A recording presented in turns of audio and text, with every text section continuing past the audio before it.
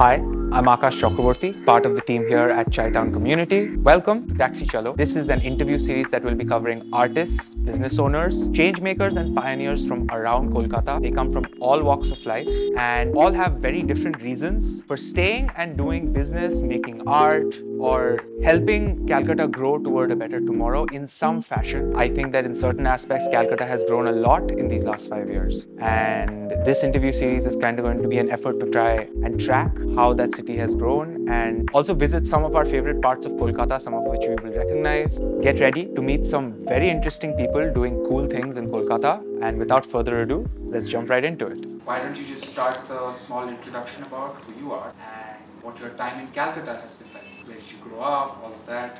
Yeah, so I am Ashima. So my mom's from Calcutta, and I've only lived in Calcutta for the last 6 to 7 years now.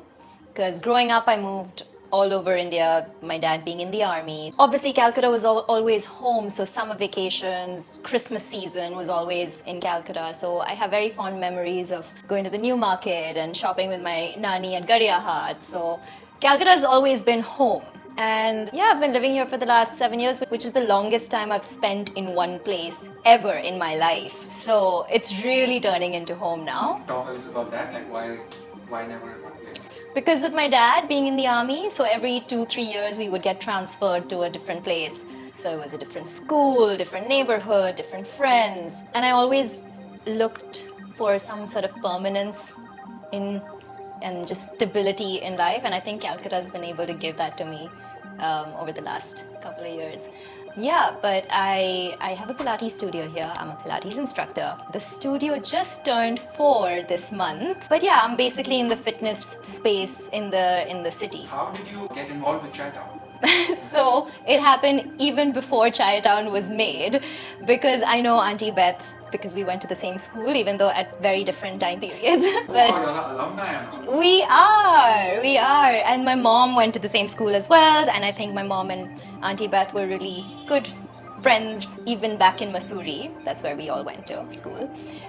So I already knew Auntie Beth, and I knew she had this vision of creating like this community in the city. And so I've kind of like I've heard about it since even like before it existed. You said you had your studio for 4 years. Could you talk a little about Pilates, like benefits of it? How is it growing that? Yeah, sure. So Pilates is obviously it's a form of exercise, and in very layman terms, and I think a lot of Pilates people will really dislike me for saying this, but I like to think of it as like this mix between, like if I have to just explain it to someone like who doesn't know anything about exercise, just a mix between strength training and yoga. So because it's got the elements of flexibility and mobility training that comes with yoga, and the strengthening element that comes with strength training, because we are using resistance, especially when you're exercising on the apparatus. It's really not the best definition, but that's how I like to put it. But otherwise, it's a very intricate, very precise form of exercise. It's great for rehabilitation. It's great for people who are wanting to recover from injuries and back issues and knee issues, because it's very intense without the impact that comes with strength training. So one Pilates session at Little's. yeah. Oh, I would love to have you at the studio. So does it have any age gap or something like that? No. What's an ideal age for somebody to do Pilates? Anyone can do it. I think my oldest client is, I'm guessing he's over 80. Yeah. And I've, so for children, it becomes a little, because it needs a lot of focus. It is a mind-body exercise. It requires a lot of focus and undivided attention. So it becomes a little for kids, But if you're ready to take instructions, to be able to follow instructions, you're ready for Pilates. And then there's no limit. Do you have to have the equipment in order to do it? No, we can do Pilates plain and simple on the mat. The equipment definitely adds variety to your exercising. Also, so mat Pilates tends to get really difficult because it's just you and your body. So for people who are starting off, it's actually easier to be on the apparatus because you have help from the apparatus. Otherwise, you're just plain and simple on the mat, and it can be a little bit more challenging. And a lot of the real benefits really come, you feel them on the apparatus more, for sure. Yeah. But you can do it plain and simple on the mat too. There's no limitation. How has the fitness culture of the city been evolving? Could you shed some light on that? You're someone who's involved in spaces, you do a bunch of activities, you're friends with people who do a bunch of stuff. So. Yeah. I think it's growing. There's still space for it to grow, but it has grown in the last couple of years, for sure, especially during those COVID years. I think a lot of people became very aware of their health and prioritize fitness and their physical well-being. So we saw like a lot of cycling groups, running groups come up. Like people were really getting into, especially I think cycling became like a big thing. But yeah, just that awareness of people wanting to do things to keep them physically healthy. I think that awareness grew quite a bit during COVID. And Pilates is yet to develop in the city. I don't think, I wish there were more quality, good Pilates instructors in the city. How many hours a day do you have classes or instruction? Yeah, so I take about 4 to 5 classes a day, 2 to 3 in the morning and maybe 1 or 2 in the evening. Each class requires, again, if the client needs to put in their undivided attention, I have to put double, right? So just 2 sessions or 3 sessions if I'm doing back to back, that's quite a bit. So I need that break. So it's just 4 to 5 sessions a day, which again, it becomes very limited. So I can only take in a limited number of people. But yeah, like I said, I really would like to see more Pilates instructors in the city because it's definitely in demand. It's so in demand in the city, and there's a dearth of good quality instructors. So I would love to have someone on my team. Do you teach just people singly, individually, or when you say you have a class, you have a few people together? So I do either one-on-ones or 2 people, duets.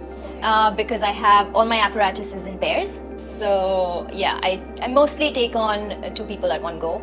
I could increase the number, but I think I like it to be personalized. Yeah, more one-on-one attention. I think you just get the most out of it that way. You mentioned you just crossed 4 years. What do you think your next 4 years are going to look like? Oh wow, that's a good question. I have no idea. I have no idea. I think I've stopped looking at life that way. Okay, actually it's all over the place. Sometimes I'm like, maybe I should just shift to Goa and make a studio, like take my or Bali, of course, with my 2 dogs and my apparatus, and I'll just set up a new space there. What is this? I know, right? I wish We are going to erase that right off the interview because no, we won't. And then there's another part of me that I'm like, no, but I love the city, and I wanna continue being here, and I wanna grow just here. So in Kolkata itself. So I'm very divided right now. So it could go either way. Just in general, like, would you say, like, just to raise awareness, since you mentioned that you could stand to see Pilates grow in the city and stuff like that. What are some tangible benefits for somebody who's not ever done Pilates, has never heard about it, as a form of exercise, indoor form of exercise? What are some tangible benefits, short term, long term? Okay, so I think my favorite part about Pilates is the mind-body connection that comes out of it. So just creating that awareness in the body of what maybe like your posture currently is and what it should be. Just creating that awareness, okay, my shoulders are doing this right now, or my lower back is doing this right now. So, and I think every other form of exercise should have that element, because obviously you're exercising the body, you should know what like each part of your body is doing. But I think since I've also worked in a gym setup, I think it gets missed in a gym setup. Although it shouldn't, but sometimes it does. But in Pilates, the full focus is on creating that awareness. So a lot of my clients, they've been exercising for years, and then they come for their first Pilates class, and they're like, oh my God, this is like a biology class. I'm learning so much about my body here. Like, oh, I didn't even know my back was doing this, and I didn't even know my knees were like this. So I think my favorite part about Pilates is just the awareness that it creates within yourself and about your own body. And I think that's just the start, right? Like once you have the awareness, then you can do whatever you want with it. And of course, it's super strengthening, especially for the core. very core centric. Again, that's something that gets missed out at the gym. And when I say core, I don't mean like the superficial six-pack abs. I'm talking about the inner core unit, which again gets missed out. So it is super strengthening. At the same time, you're working on lengthening, in the sense mobility and flexibility, and you're creating this awareness in the body. So it's just very wholesome. But then at the same time, like giving my own example, Pilates is not the only thing that I do, right? I love weight training. I love going out for my runs. I love swimming. So, but I think that Pilates could just be like the perfect add-on to your fitness regime. Nice. Tell us a little about the home studio. I mean, Yeah. Hopes and dreams. You mentioned you wanted to add someone to your team. Yes. What is its name, etc. Okay, so it's just called Pilates with Ashima. It's a very small, personalized, at-home studio. I literally have to take 2 steps into my workplace, which is great. No complaints. But yeah, it's been 4 years, and I want to obviously see it grow a little bit more. And honestly, not just grow for the sake of growing, but also because I know there are people out there wanting to do classes. They want to experience Pilates, and because I have such limited slots, it becomes difficult to accommodate everyone. So obviously I'm looking for someone who can join me, who can teach Pilates, so that I can at least grow the number of classes that I do in the day, and I can include more people. So I think that's just step number 1 into that path. Just in person, or do you do online classes? No, I don't like online. I don't like online. Studios. Yeah, there's only one online client that I have who literally bought her own reformer. So she shifted to the US and she bought her own reformer, and she's like, I bought the reformer, now you have to give me online classes. Now that's client retention. Yes, look at that. I know. I was like, oh my god, I have to. So I just see that one client, but otherwise I try to not. Yeah, I think a lot gets missed out online. So I'd rather spend that 1 hour in the studio, interacting one-on-one, like in person with the client, than online. So do you see the possibility that there could be a Pilates with Ashima in Goa? Yeah, why not? But then Ashima would have to go everywhere because it's a one-man show. Oh, but then if you are getting other Pilates instructors Yeah. to work with you, you might be able to franchise your whole company. Yes. Well, that's like way in the future, or maybe not. I don't know. That would be great. But I just want to focus on getting one more person on board right now. What would need to change in Kolkata for you to feel like this would be the best place for you to live and be? Is it possible for that to happen, or is it not a possibility? I love Kolkata. I love Calcutta. I love the city because it's intimate but still a city. It's small but big. It's just kind of like this in-between place, and I love in-between places. But I'm either like a beach girl or a mountain girl. Especially mountain for Okay. actually. So we Yeah. cannot bring either of those to Yeah. this city. That's the only thing. Yeah. But I would love to live either in the mountains, actually more in the mountains, like I said. Like the first thing I said here, like Missouri is my favorite place on this planet, currently. I don't think there are any Pilates studios up there. I know, I've also thought about that. I've also thought about, what if I take Pilates to Missouri? That would be cool. I think that Woodstock is looking for people in business Yeah? to take on summer interns and train them. So Wow. if they have someone who's interested in Pilates that you could bring down and train, and then there's Yeah. possibility. Possibilities. Yeah. I don't know. Actually, stage of Woodstock takeover. Yeah, Woodstock Eventually. takeover. Could you tell me about some favorite spots around the city, like where you hang out, or something there, and more serious too? Like I said, I'm a nature's girl, so I love the lakes and I love horticulture. I don't know if you've ever been to the Alipur Horticulture Garden. It's so beautiful. It's a secret. It's a little bit of a secret.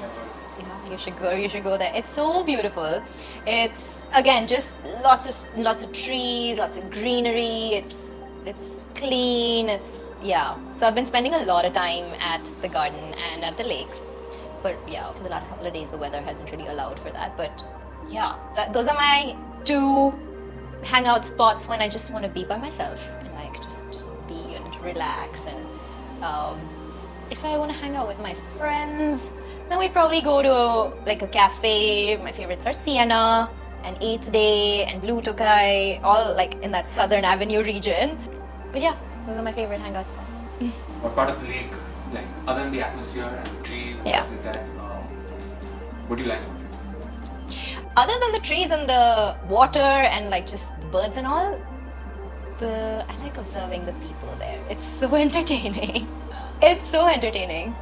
They're making up their own exercises. Someone's like talking loudly on the phone. Like a couple is having a fight somewhere. It's just so much fun to observe people there. I mean, that's me off. Yeah? Yes. Was that good? That's good. That's wonderful.